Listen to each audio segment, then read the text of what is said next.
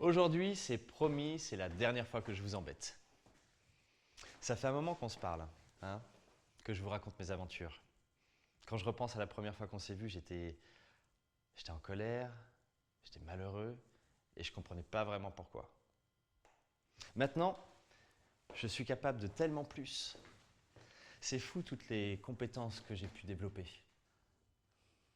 Tout le monde en est surpris, et moi le premier. Maintenant, le changement ne me fait plus peur. Enfin, presque plus. Et quand ça arrive, je sais gérer. Je sais faire face, je me sens mieux.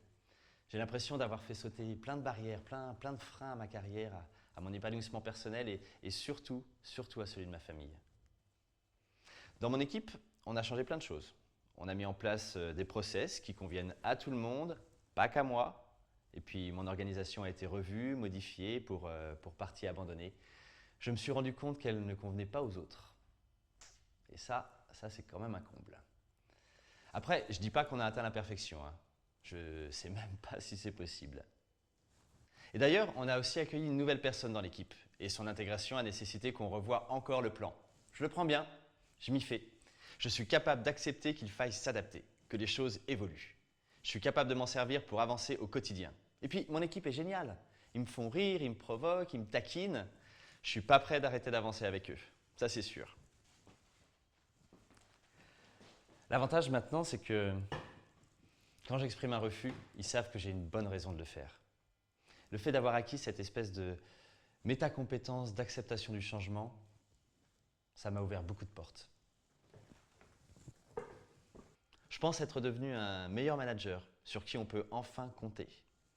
Je mets en avant l'équipe quand ils sont force de proposition et je fais tout pour qu'ils continuent à m'aider à développer cette compétence.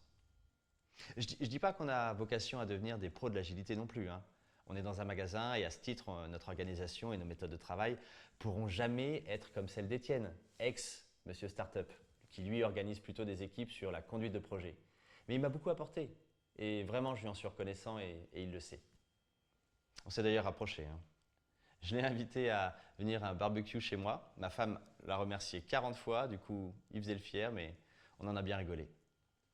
Il repasse au magasin de temps en temps. Ça lui fait plaisir de venir voir l'équipe et puis comme ça, il jette un coup d'œil. C'est vrai qu'il faut que je fasse attention à ne pas baisser ma garde, à rester compétent sur l'acceptation et la conduite du changement. C'est comme n'importe quelle compétence. Elle s'acquiert, mais surtout, elle se maintient.